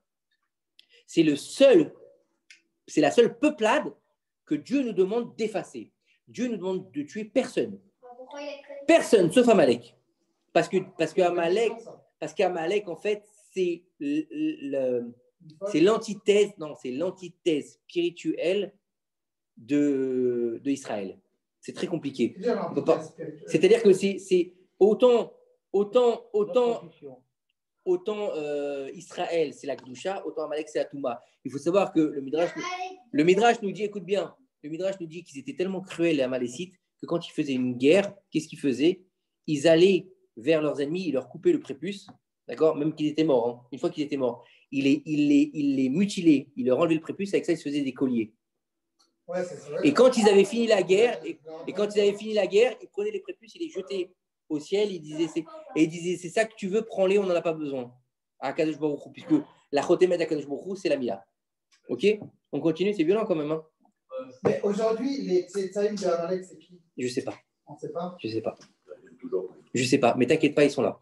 C'était pas une guerre perdue, ça. Non, c'était plusieurs guerres. Ils ont fait plein de guerres là, Malécites. On continue? Ils ont fait plein de guerres, mais la première, c'était avec nous. On continue. Donc il lui dit, va détruire Amalek. Shaoul, il dit, d'accord, il lève une armée, il va pour tuer Amalek. Mais il se dit, franchement, j'ai de la peine quand même. Ils ont des sacrés troupeaux Amalek. Bah, il y a des vaches, il y a des béliers de bonne qualité, bien gras. Je vais tout ramener chez nous et on va faire des offrandes à Kadesh Baruch Hu. Et tu sais quoi? Comme trophée de guerre, je vais ramener le roi enchaîné, je vais le mettre en cellule et j'ai un trophée de guerre. Tov. Le lendemain, Shmuel, il arrive, il entend beugler, il entend des vaches, il entend des moutons, il entend des brebis, il n'a pas l'habitude. Il lui dit, qu'est-ce que c'est que cette histoire? Qu'est-ce que c'est ça? Il lui dit, bah, tu m'as demandé d'aller tuer Amalek. Il dit, voilà, j'ai essayé, j'ai tué tout le monde, mais je voulais faire des offrandes à Kadesh Baruch Hu, donc j'ai ramené tout le bétail, et en trophée de guerre, j'ai ramené Agag, le roi d'Amalek. Et là, Shmuel, il lui dit, écoute-moi bien, c'est fini, tu n'es plus roi. Tu as perdu ta royauté. Et là, Shaoul lui dit, attends, je ne comprends pas, tu m'envoies pour faire quelque chose. Il lui dit, pourquoi je perds ma royauté? Il lui dit, on t'a demandé de tuer tout le monde? Il a dit oui. De tout tuer? Il a dit oui. Et pourquoi tu as ramené les moutons? Il a dit, je t'ai dit, c'est pour faire des offrandes. Il a dit, personne t'a demandé de faire des corbanes. Il lui dit, le roi. Il dit, le roi, c'est un trophée de guerre. Il lui dit, alors, écoutez bien ce que nous disent nos sages. Les Amalécites, ils avaient un pouvoir, ils étaient magiciens. Quand ils voyaient qu'ils perdaient une guerre ou que c'était la fin pour eux, ils faisaient une incantation, ils se transformaient en vache, en chèvre, en mouton. D'accord? Donc la moitié, une partie du troupeau qu'il avait ramené Shaoul, c'était des Amalécites en fait, qu'il avait laissé vivants. Comment on les reconnaissait? De leur façon de regarder les yeux. Les animaux, à partir du moment où ils ont porté une charge, ils ne regardent plus droit. Une charge. Ah. Ils ne regardent plus droit. Les Amalécites, ils regardaient droit. Et le bout des cornes des taureaux, par exemple, ils sont vers le haut. Ceux des Amalécites étaient vers le bas. Et les cornes des béliers étaient à l'envers. Comme ça, il nous dit le Midrash. Donc, c'est-à-dire que ce n'était pas vraiment des animaux, c'était des humains. Faut pas s'étonner que les Amalécites aient réussi à faire des animaux. Hein. Abraham Avinu, grâce au Sefer Yetzira, il pouvait transformer une pastèque en vache. Donc, ce n'était pas un problème, ça. Ils avaient des koach hatouma, les mecs, contrairement à Abraham Avinu. Ça le fait rire, il va dire à sa mère, imagine des pastèques demain, je vais essayer de faire Harry Potter. C'est pas Harry Potter, Ishaï. On continue, il lui dit le roi. Il lui dit, le roi, il est allé Shmuel, Shlak, il a découpé en morceaux Agag. Mais par contre, la veille, pendant son internement, Agag, il a fait une incantation, il est sorti de sa cellule, il a été engrossé une femme, et de là naîtra un homme qui s'appellera Haman. Haman ben Amedata Ahagagi. C'est marqué dans la Megillah ou pas? Ahagagi, c'est l'arrière-petit-fils d'Agag. Non, Haman, il n'est pas juif. Non, tu dis, il a été. Il s'est sauvé de sa cellule. Il s'est sauvé de sa cellule, il était engrossé une femme. Je n'ai pas dit une juive. Ah, ok, d'accord. Je n'ai pas dit une juive. Ah, okay. Une pakistanaise, ce que tu veux, on n'a pas de problème. On continue ou pas? On continue. Donc, il tue Agag, mais le mal est fait. Le mal est fait, la graine est semée. Haman, il est déjà en train d'arriver. Et là, il lui dit, vous savez, il y a dans la Megillah une discussion très, très bizarre entre Mordechai et Esther.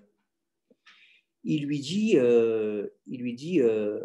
Esther, elle envoie donc Attar, il s'appelle Attar, elle lui dit Attar, qui était son intendant, il lui dit, va voir Mordechai, il lui dit, qu'est-ce que c'est que ça? Tu peux pas être...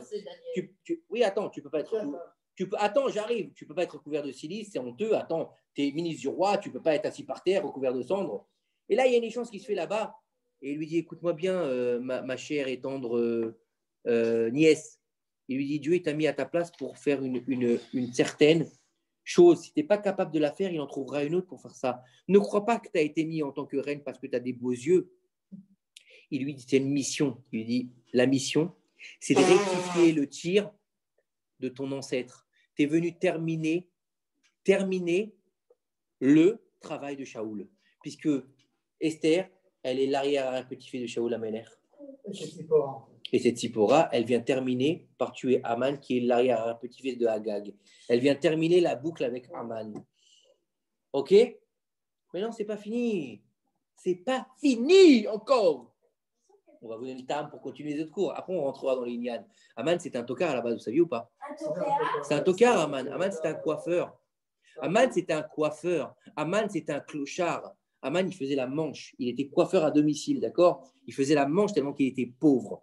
Il a trouvé un trésor, il s'est enrichi, il a acheté des maisons, après les maisons, il a acheté d'autres maisons, puis il a acheté des villes et des villages jusqu'à devenir quelqu'un d'important. Il a tapé dans les Achashverosh et il est devenu le premier ministre d'Achashverosh, d'accord? Mais il est devenu le premier ministre d'Achashverosh après qu'Esther soit devenue reine. Vous saviez ou pas ça? Avant, il était ministre. Là-bas, il y a marqué il y a marqué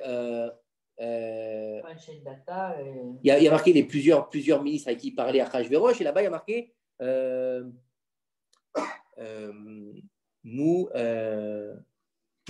Moumar, un truc comme ça, et on dit que là-bas, c'est Haman. Mouchan. Mais Mouchan. En fait, on dit que Mouchan, c'est qui? C'est Haman. Il était Mouchan pour le problème. Alors, on continue. C'est celui-là qu'il a dit. On continue. Et c'est lui qui a demandé de tuer Vashti. Pourquoi il a demandé de tuer Vashti? Haman, il a demandé de tuer Vashti. Non. Il a demandé de tuer Vashti. Il a dit on tue la reine. Une fois qu'il n'y a plus de reine, on va s'occuper des ministres. Une fois qu'on s'occupera des ministres, on s'occupera du roi. C'est-à-dire que Aman, c'est is no good. Vous connaissez is no good, le vizir, le calife qui est devenu calife à la place du calife? C'était Aman. Il voulait devenir le roi. D'accord? Et Aman, donc, on a dit que c'est le petit-fils, donc le petit fillot d'Amalek. Mais en fait, la première fois qu'on voit Aman, c'est dans la Torah. Dans la Torah, vous savez qu'il n'y a pas le nom de Dieu dans la Megillat Esther. Pas du tout. À aucun endroit. Alors nos sages nous disent qu'il y a marqué Amelech Achashverosh, on parle d'Achashverosh, qu'il y a marqué Amelech tout seul, on parle d'Akadosh Baruch Hu. Mais il est caché à Akadosh Baruch Hu, on ne le voit pas. Mais dans la Torah, Parashat Bereshit, parce que tout doit être caché dans la Megillah. Écoutez bien. Dans la Torah même, il y a marqué Aman. Parashat Bereshit. Il y a marqué Amin Haetz Hazeh. Dans le Parashat Bereshit, Amin, là-bas, vous savez bien que dans le Sefer Torah, il n'y a pas de voyelle. Vous êtes d'accord ou pas? Il n'y a pas de voyelle. Ça s'écrit sans voyelle, le Sefer Torah. Donc tu peux lire Amin, mais tu peux lire aussi Aman. Et quel rapport avec Non. Écoute bien, Yitzhak, c'est un chidouche exceptionnel. Et quel rapport entre Aman et la faute originelle? Il faut savoir que la faute originelle a été faite par le serpent. Nachon ou le Nachon? Nachash Akadmoni, le serpent de la faute originelle. Et dans chaque génération, il se lève un serpent de la faute originelle. Et qui s'appelle Zohamat an-Nachash. Et Zohamat an-Nachash, il s'est transféré de génération en génération. Il était Caïn. Ok? C'est obligé d'être un monsieur ou peut-être... Attends, j'ai pas fini. Il était Caïn. Il était Paro. Et il était Aman. Le serpent de la faute originelle, c'est Aman. Amin Haetz Hazeh. Quel rapport avec le Haetz? Aman, vous êtes d'accord? Aman, donc c'est le serpent. Il est mort pendu. Attends, j'ai pas fini. Aman, c'est le serpent. Il est mort sur quoi? Sur un arbre. Pendu. Sur un arbre d'épines. Ah ouais? Et ouais, qu'est-ce qu'il lui a dit à Kadosh Baruch Hu, à Adam Arishon? Tu sortiras de la terre des ronces et des épines. Écoutez bien, c'est pas fini. Donc, le serpent de la faute originelle dans la Megillat Esther, c'est qui? C'est Aman. La femme, c'est qui? C'est qui? Esther. Et l'homme, c'est qui? Mordechai. On revient sur le schéma triangulaire de la faute originelle. Oui, d'accord, mais comment il s'appelle? Du premier péché. Achashverosh? Non, Mordechai, c'était pas le mari d'Esther? Si. Le mari d'Esther, c'était Mordechai, qui l'a divorcé après. Et on rentrera dans le Midrash. On rentrera dans le Midrash très profond au niveau de Esther et Mordechai. Si on dit que c'était sa nièce et que c'était aussi sa femme, elle avait 70 ans quand on disait qu'elle avait 70 ans quand s'était présentée devant Achashverosh et qu'à la base, elle ne s'appelait pas Esther, elle s'appelait Hadassa. Esther, c'est un nom perse et non pas juif. Elle s'appelait Hadassa. Papa, il y a une marloquette dans la... Attends, j'ai pas fini. Ouais. Si c'était Esther ou Hadassa. Ou Hadassa, oui. Non, il y en a qui disent qu'elle s'appelait Hadassa, il y en a qui s'appellent Esther. Et 70 ans, elle avait 70 ans et elle était verte. Elle avait le visage vert. C'est pour ça qu'elle s'appelait Hadassa. Hadassa, c'est vert. Ouais. Mais ils lui a fait Chout chez Chen. Donc, il lui a mis la beauté. Non, Chen, c'est pas la beauté. C'est la grâce. Et donc, tout le monde a trouvé belle. Mais elle n'était pas belle. Shrek. Ok. Bref. Comment elle s'appelle Fiona, merci. Vous êtes lourd. Hein. Il faut regarder on continue. Donc, bah oui, en plus. Donc, à chaque génération, la faute originelle, elle est là. Et si Adam Arishon, écoutez bien, et ça, c'est un midrash, c'est une explication de folie, et ça, il faut l'apprendre. Mais il faut la graver dans son cœur, écoutez bien. Alors, vous me dites, si la faute originelle, elle était là, d'accord? Et que, en fait, ce qui s'est passé, c'est qu'Adam Arishon, il a fauté. Donc, il est tombé. D'accord? Donc, on a eu le tikkun de 6000 ans. On est d'accord jusque-là ou pas? Hein? Donc, il y a réparation à faire. Mais si Esther, elle a fait pendre Aman, donc elle a rejeté le serpent de la faute originelle, donc elle n'a pas goûté au Etzadat Tovara, d'accord? Puisqu'elle était reine, on aurait pu dire, je m'en fous. Elle est crevée, moi, je suis reine, c'est cool. D'accord? Je vais vivre ma vie. D'accord? Donc, elle a fait tuer le serpent. Elle a remis le niveau de la faute originelle. Ça a été donc l'avènement du retour, puisque ça se passe ça se passe pendant les 70 ans d'exil de Babylone. D'accord? L'histoire de Purim. Donc, le Inyan, on est dans le retour à Sion. Donc, si on est dans le retour à Sion, reconstruction du Beth Amikdash après l'exil de Babylone. Donc, si on est dans la reconstruction de l'exil et dans la reconstruction. Alors, écoute. L'histoire de Purim, elle se passe entre le premier temple et le deuxième temple. D'accord? Pendant les 70 ans d'exil. Puisque Mordechai, il fait partie des exilés de Babylone. D'accord? Ça se passe à Shushan Purim. D'accord? En Perse. On continue? Donc, s'ils ont le droit de retour après la mort de Haman, la reconstruction du deuxième temple, donc concrètement, le potentiel de Géoula, oui ou non? Ouais. Ils ont tué le serpent, il n'y a plus de serpent. Ils ont réparé la faute originelle. On est d'accord. On a Adam et Chava, puisque Aaron et Moshe, qui étaient donc les libérateurs, comment ils s'appellent? Mordechai et Esther, donc on a les libérateurs, donc on devrait avoir le Mashiach, on est d'accord? Donc pourquoi on finit Purim, on n'a pas le Mashiach? On revient dans un cycle de réparation. Israël, tu es avec nous ou tu n'es pas avec nous? Non, pas toi, Israël le deuxième. Israël 2. Yann, tu es là ou tu n'es pas là? On ne voit pas. Écoutez bien. Qu'est-ce qui a marqué à la fin de la Megillah? Sasson Vesimcha. La Yuidi. Écoutez bien, laissez-moi parler. La Yuidi Maïta, Ora, Vesimcha, Vesason, Veika. Ok? La Yuidi Maïta, donc pour les Juifs, ça fut une grande joie. Sasson, Vesimcha. Sasson, c'est la joie ultime. Simcha, c'est une joie matérielle. C'est-à-dire, on est content, on est joyeux, on est bien, on est content. Heureux. D'accord? Ouais, il est content. D'accord? C'était dans quel film ça? La Cité de la peur. Bref, j'ai des mauvaises. J'ai des mauvais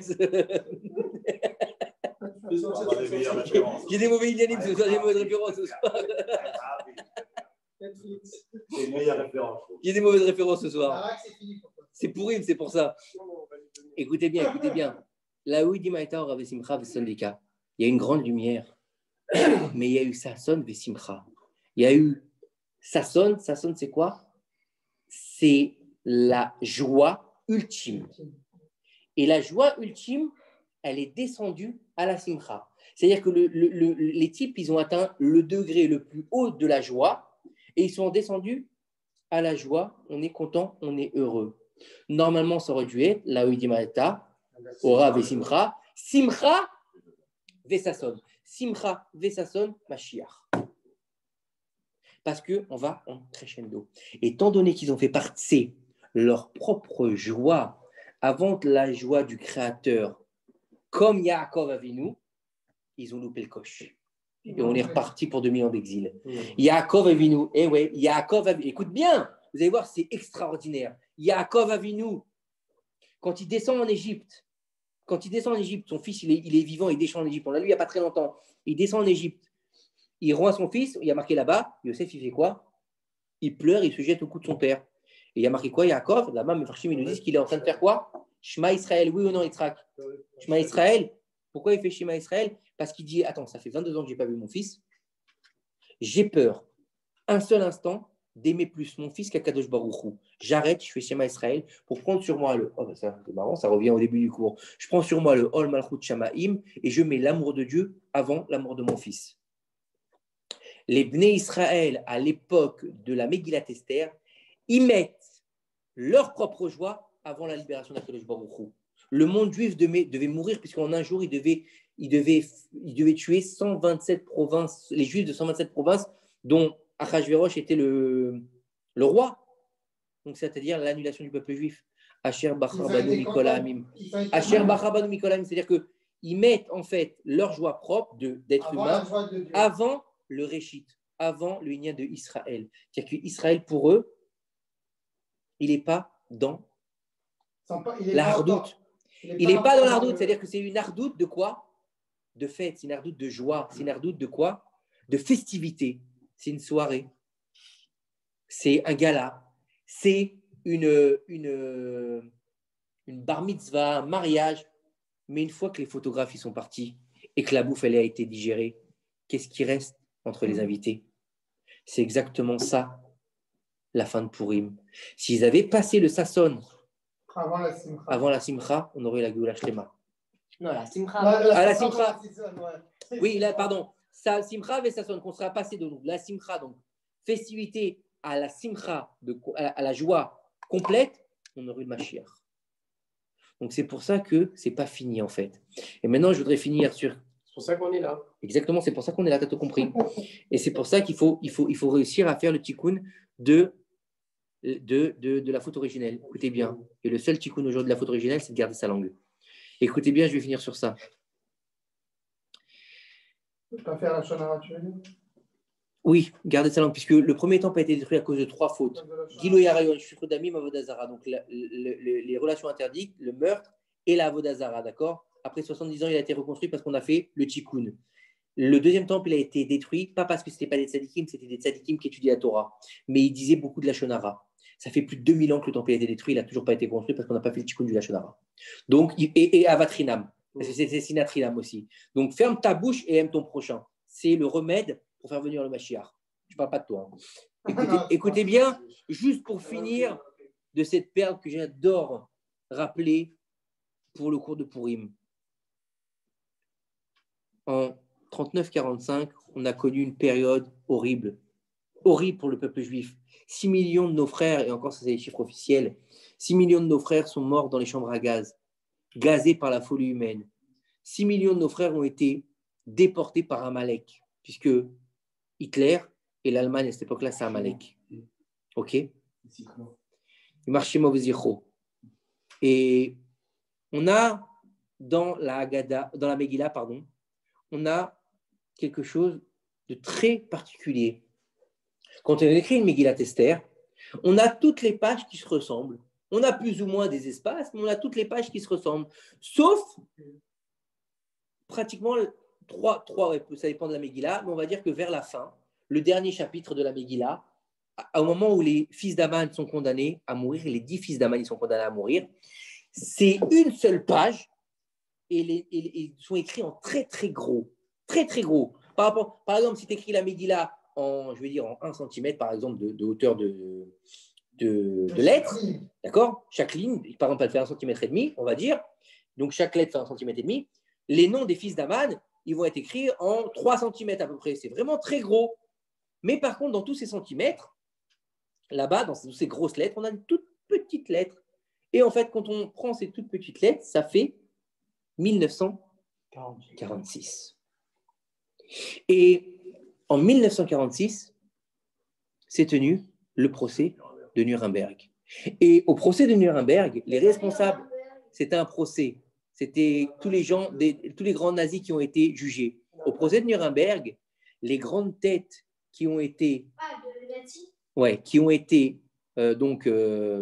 jugées à être pendues, d'accord, alors qu'à l'époque, la peine capitale, c'était par le fusil. Ils ont changé les lois pour le procès de Nuremberg. Pendus. Pourquoi pendus? On ne sait pas. Les 10 fils d'Aman, ils ont été pendus. Écoute bien. Ils étaient 11 à la base qui ont été inculpés. 11 qui étaient inculpés. La veille de la potence, il y en a un. C'est celui qui s'est tué, c'est Göring. Il s'est tué dans sa cellule. Avec sa cravate. Hein? Attends, c'est pas Göring qui a crié. Non. C'est pas Göring qui a crié. Non. C'est Julius, je ne sais plus comment. Streicher. Julius Streicher, d'accord? Qui est un nazi profond, un allemand, goy, rien à voir, d'accord? Donc, il y en a 10, puisqu'ils étaient 11 à la base, il y en a 10 qui doivent être pendus, haut et court. Il monte les marches de l'escalier, avant d'être pendu, il lui demande, vous voulez dire un dernier mot? Et là, il crie Purim 1946. Sérieux? Incroyable! Et ils le pendent. C'est passé dans les journaux et tout. C'est passé dans les journaux, vous pouvez vérifier. Ouais. Il crie Purim 1946. C'est pas fini. Et on va finir sur ça. Et il dit ce sera une grande joie pour les Juifs. C'est pas fini. Maintenant, on repart dans la Megillat Esther, dans le texte de la Megillat Esther. D'accord? On a donc les 10 fils d'Aman qui sont pendus. On a ces gros noms. Les 10 fils, il y a les noms, Ved. Et c'est les seuls c'est le seul moment où on n'a pas le droit de prendre sa respiration, on doit les lire d'un coup. Pourquoi? Parce que c'est une seule pendaison. Stack! Comme à Nuremberg. Et il y a un truc très bizarre. On finit la potence, et là-bas, à Achashverosh, il y a pas mal. Écoute bien. La pendaison, écoutez bien.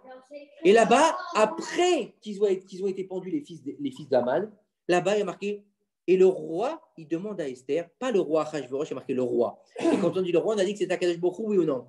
Oui. Le roi, il demande à Esther, qu'est-ce que tu veux, Esther? Est-ce qu'il y a quelque chose qui pourrait te faire kiffer, ma chérie? D'accord? Et là, qu'est-ce qu'elle lui dit? Elle aurait dû lui dire, je veux bien une Rolls, un château, un kebab, je ne sais pas, n'importe quoi. Elle lui dit, écoute, tu sais quoi? Que soit refait demain ce qu'on a fait aujourd'hui et qu'on pende haut et court l'édifice d'Aman. Mais ils sont morts. Qu'est-ce que ça veut dire? Pourquoi elle demande qu'on les pende demain?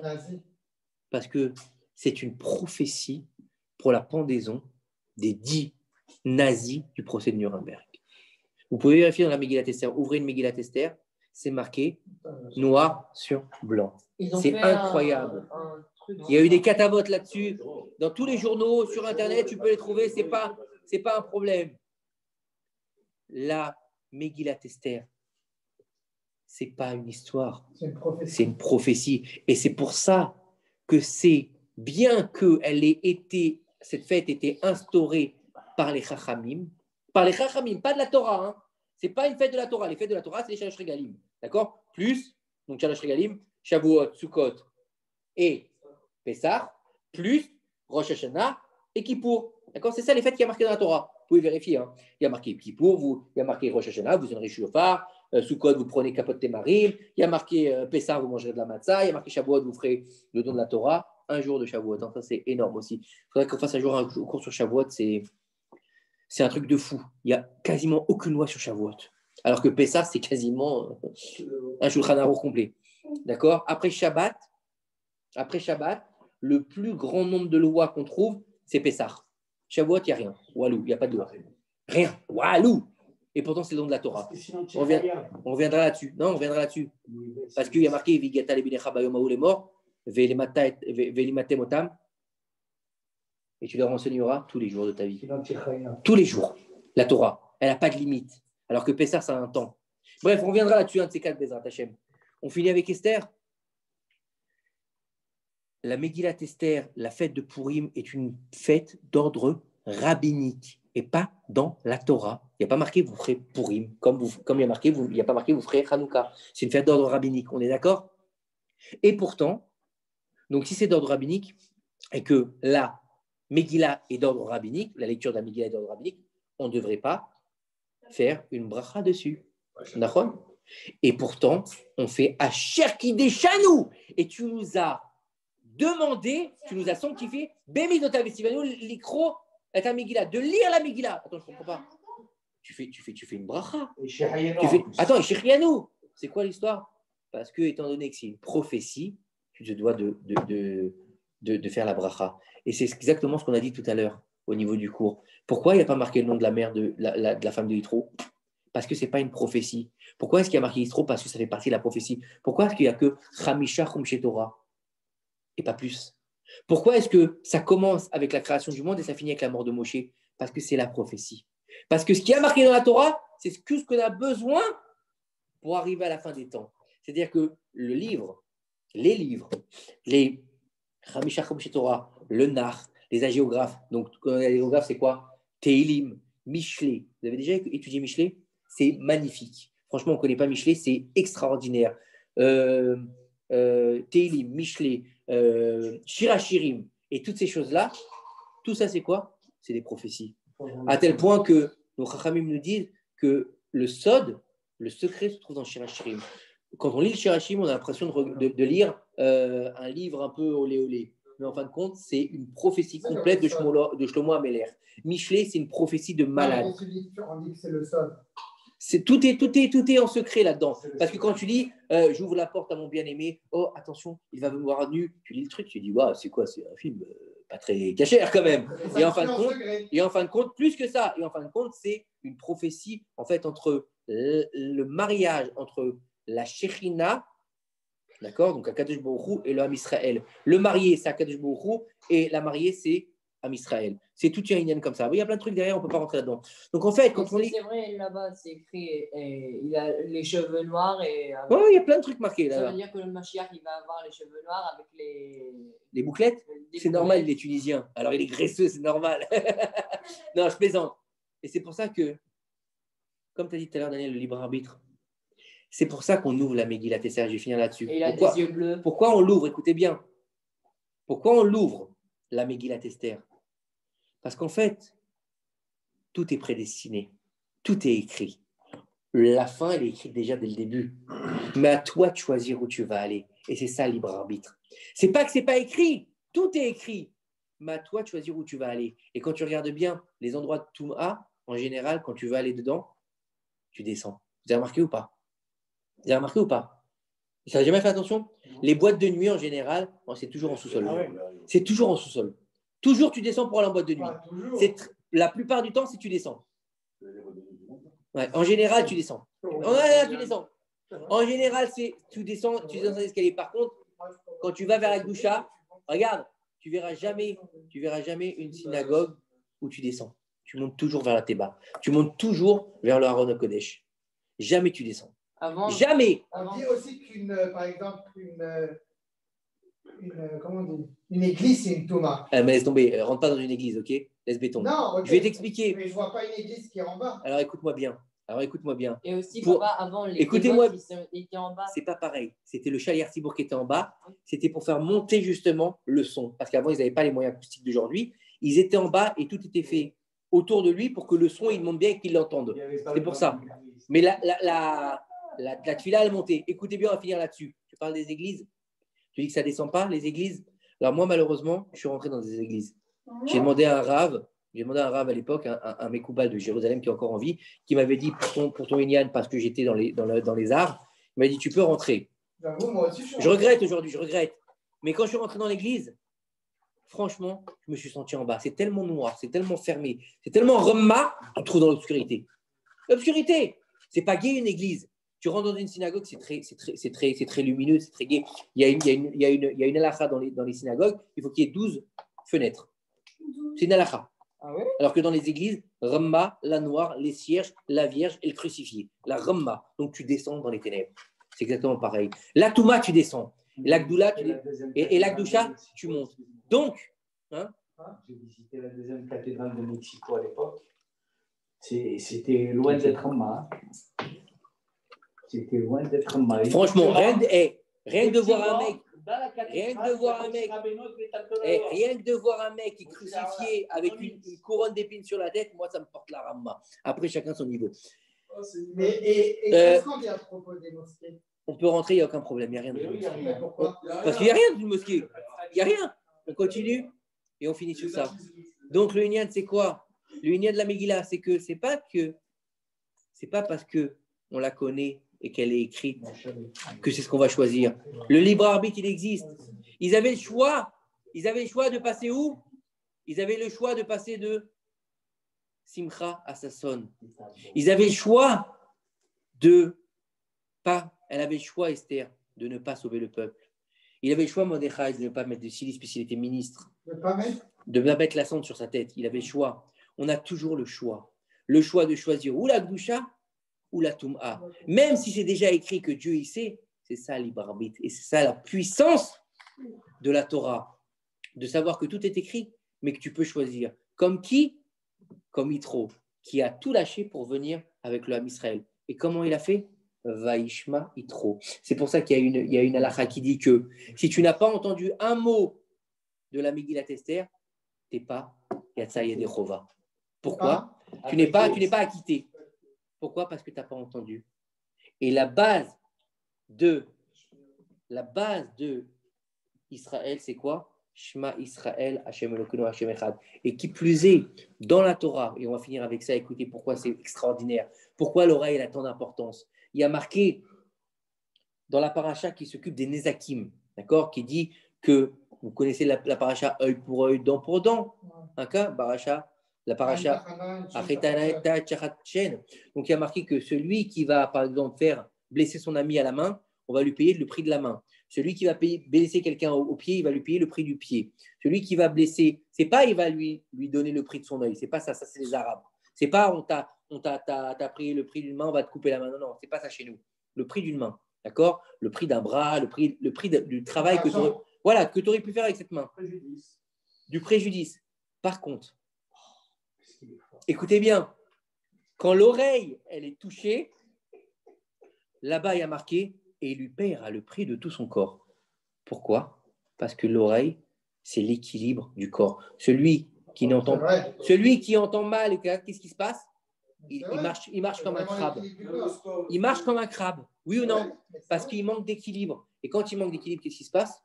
Il n'entend pas. Et c'est pour ça qu'on arrive dans la paracha Mishpatim, celui qui n'accepte pas et qui veut encore le éved de son patron, on lui perce l'oreille sur la porte. Celui qui a entendu les 10 commandements de la Torah par son oreille, comment est-ce qu'il peut vouloir être l'esclave d'un homme au lieu d'être l'esclave d'Hachem? Baruch Adonai Leolam. Amen ve amen. Comment on arrête l'enregistrement? Les jeunes, avec Comment on arrête l'enregistrement? c'est des esclaves. Qu'est-ce qu'il a dit avec le percer l'oreille?